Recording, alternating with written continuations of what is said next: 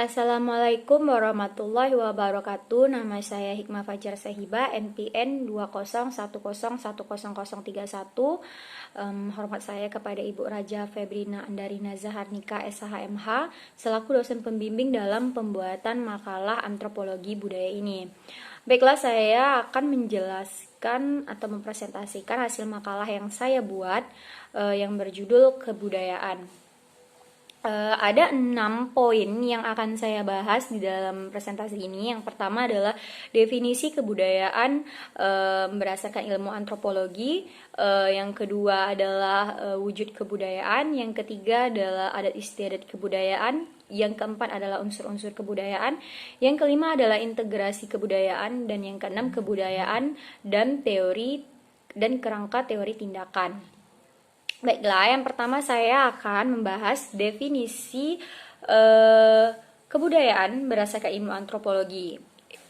Adalah keseluruhan sistem gagasan, tindakan, dan hasil karya manusia di dalam masyarakat yang dijadikan milik diri manusia dengan belajar. Jadi maksudnya itu hampir seluruh tindakan manusia itu adalah kebudayaan gitu dan dilakukan dengan belajar. Namun ada beberapa hal yang tidak harus dilakukan dengan belajar, seperti tindakan misalnya tindakan naluri atau tindakan refleks atau membabi buta. Saya contohkan adalah tindakan naluri.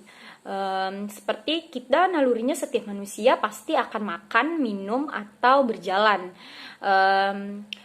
Awalnya itu emang adalah tindakan naluri, namun kita lihat sekarang bahwa makan dan minum itu ada tata caranya gitu, ada kebudayaannya gitu. Biasanya orang makan dan minum dengan menggunakan tangan kanan, atau sebelum makan atau minum kita selalu berdoa, atau kita makan dan minum sekarang harus sopan gitu, tidak seperti yang naluri hanya makan dan minum saja gitu.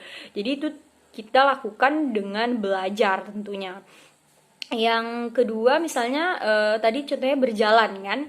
Jadi kayak kalau dulu ya berjalan tuh memang adalah suatu naluri gitu. Namun kita lihat sekarang bahwa berjalan misalnya kita lihat prajurit gitu. Berjalannya tuh rapi, tegas, tegap, dan selalu rapi ya, tentunya seperti pramugari gitu. Itu kayak kita tuh harus seperti itu tuh dengan belajar gitu, kayak itu menjadikan suatu kebudayaan. Kalau dulu cuma naluri, namun sekarang dengan pengetahuan kita pasti belajar membudayakan hal-hal yang seperti itu, atau berjalan dengan lemah lembut gitu.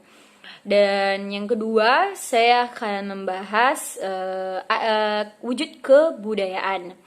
Jadi wujud kebudayaan itu ada 3. Kebudayaan sebagai ide, gagasan, tindakan atau aktivitas, peraturan dan sebagainya. Yang kedua wujud kebudayaan sebagai tindakan, aktivitas berpola masyarakat. Yang ketiga itu adalah kebudayaan sebagai hasil karya manusia gitu. Yang pertama saya akan menjelaskan tadi adalah kebudayaan sebagai kompleks ide, gagasan, norma, dan peraturan. Itu tuh maksudnya kebudayaan itu abstrak gitu. Dia berada di dalam pikiran masyarakat. Jadi sifatnya itu luas, umum, dan berada di dalam pikiran masyarakat kebudayaan itu. Dan yang kedua adalah wujud kebudayaan sebagai tindakan aktivitas berpola masyarakat. Maksudnya kita melakukan, disebut juga dengan sistem sosial atau social system. Jadi maksudnya tuh kita setiap hari tuh pasti berinteraksi, berhubungan atau bergaul dengan manusia lainnya, dengan masyarakat lainnya. Itu terjadi setiap hari, dari detik ke detik, hari ke hari, tahun ke tahun, dan dilakukan terus secara berpola dengan tatanan kelakuan. Yang ketiga adalah kebudayaan adalah hasil karya manusia.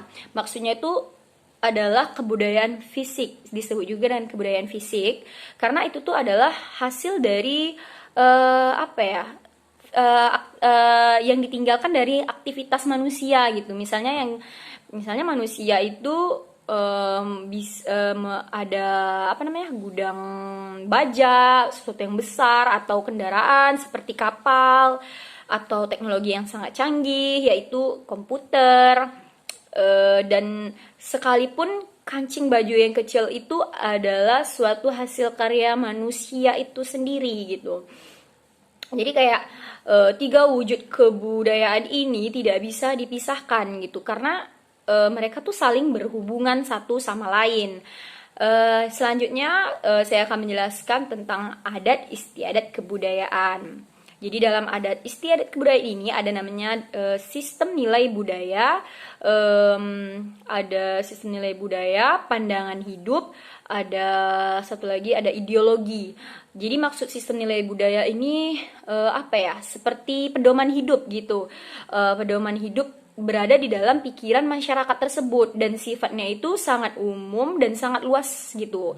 Pandangannya itu sangat luas gitu tentang suatu sistem nilai budaya ini karena dia berada di dalam pikiran masyarakat tersebut. Yang kedua tuh pandangan hidup.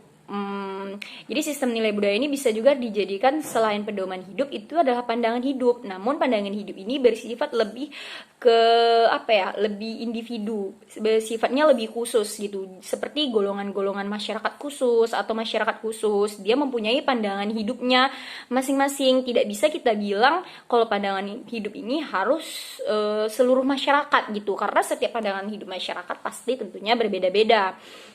Yang ketiga ideologi. Ideologi itu bisa dikatakan seperti cita-cita. Maksudnya cita-cita itu ini juga lebih gimana ya? Ini juga tidak dibilang keseluruhan, juga tidak dibilang khusus gitu. Kalau ideologi, kita juga punya ideologi negara, kita punya ideologi macam-macam gitu kan.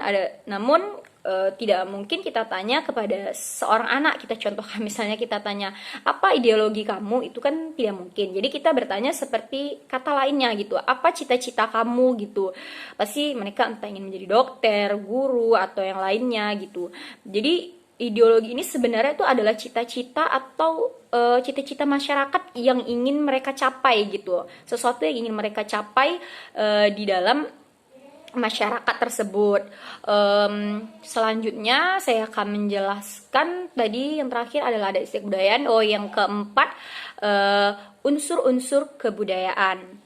Ada 7 unsur kebudayaan. Yang pertama adalah bahasa, sistem pengetahuan, organisasi sosial, sistem peralatan hidup dan teknologi. Yang kelima sistem religi, yang keenam sistem mata pencaharian, yang ketujuh adalah kesenian. Baiklah, saya akan menjelaskan dari yang bahasa. Bahasa ini maksudnya kita setiap hari menggunakan bahasa untuk berkomunikasi dengan masyarakat lainnya atau dengan manusia lainnya gitu. Sistem pengetahuan ini ya setiap negara atau setiap bangsa atau masyarakat memiliki sistem pengetahuan masing-masing, misalnya dari buku atau mereka punya sistem-sistem lainnya gitu. Kayak yang ketiga ini adalah organisasi sosial. Organisasi sosial ini tuh maksudnya ya setiap bangsa memiliki organisasi sosialnya yang berbeda, misalnya seperti PMR itu yang berada di Indonesia, atau organisasi-organisasi sosial yang biasanya membantu rakyat-rakyat yang kurang mampu. Yang keempat adalah sistem peralatan hidup dan teknologi. Setiap bangsa memiliki sistem peralatan hidup dan teknologi yang berbeda.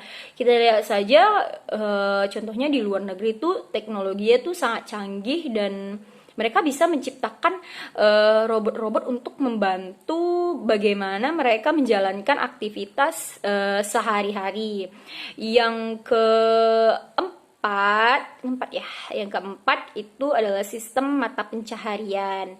Misalnya ada yang mata pencahariannya sebagai nelayan, berkebun, atau pekerja kantoran. Dan yang kelima itu adalah sistem religi. Jadi setiap masyarakat itu memiliki seperti apa ya, gini, kayak kepercayaan atau agama mereka masing-masing di dalam setiap masyarakat, dan toleransi sangat penting sekali dalam kehidupan. Yang terakhir adalah kesenian. Jadi seperti setiap masyarakat atau setiap bangsa memiliki keseniannya masing-masing dan ciri khasnya masing-masing. Baiklah, saya akan selanjutnya menjelaskan tentang integrasi masyarakat. Maksud dari integrasi masyarakat itu seperti ini loh, bagaimana cara masyarakat untuk mengikuti kebudayaan mayoritas, namun tetap mempertahankan kebudayaan yang ia miliki. Kita beri contoh seperti pakaian. Misalnya dalam pernikahan adat Jawa. Dalam pernikahan adat Jawa biasanya pengantin wanita memakai sanggul, sunting, dan lain-lain gitu. Kayak dadanya sedikit terbuka, ada yang seperti memakai kemban gitu. Namun setelah agama Islam masuk ke masyarakat dan harus memakai hijab atau jilbab untuk menutup aurat, itu tidak menjadi masalah gitu. Jadi dipadukan gitu, kayak tetap memakai jilbab namun di dalamnya ada sanggul, tetap memakai sunting namun bajunya lebih tertutup. Jadi itulah yang disebut mereka menyesuaikan kebudayaan mayoritas tetapi tidak meninggalkan kebudayaan yang dia miliki. Yang selanjutnya adalah kebudayaan dan kerangka teori tindakan. Itu maksudnya para ahli biasanya dia menyusun sebuah kerangka tentang pandangan yang menyeluruh dan terintegrasi mengenai konsep kebudayaan, yaitu memandang kebudayaan sebagai tindakan-tindakan manusia yang berpola gitu, kayak atau itulah disebut namanya kerangka teori tindakan. Dalam pengklarifikasiannya ada 4 pengklarifikasiannya, yang itu yang pertama adalah sistem budaya, yang kedua adalah sistem budaya, sistem budaya, sistem sosial, sistem kepribadian, dan sistem organisme. Saya akan jelaskan dari sistem budaya ini, yaitu seperti adat istiadat, sifatnya bersifat abstrak dan berada di dalam pikiran masyarakat. Yang kedua adalah sistem sosial, itu maksudnya bagaimana kebudayaan itu pasti kita berinteraksi, bergaul, berhubungan dengan masyarakat lainnya. Yang ketiga itu adalah sistem kepribadian, maksudnya itu tuh adalah watak dari setiap individu, bagaimana dia menjalankan berinteraksi satu sama lain di dalam masyarakat, bagaimana wataknya gitu kan. Dan yang terakhir adalah sistem organisme, itu adalah seperti sistem biologi yang terjadi secara natural di dalam diri manusia masing-masing. Baiklah, saya sudahi presentasi saya. Jika ada kesalahan kata atau kekurangan di dalam presentasi ini, saya mohon maaf sebesar-besarnya. Saya sudahi dengan wassalamualaikum warahmatullahi wabarakatuh.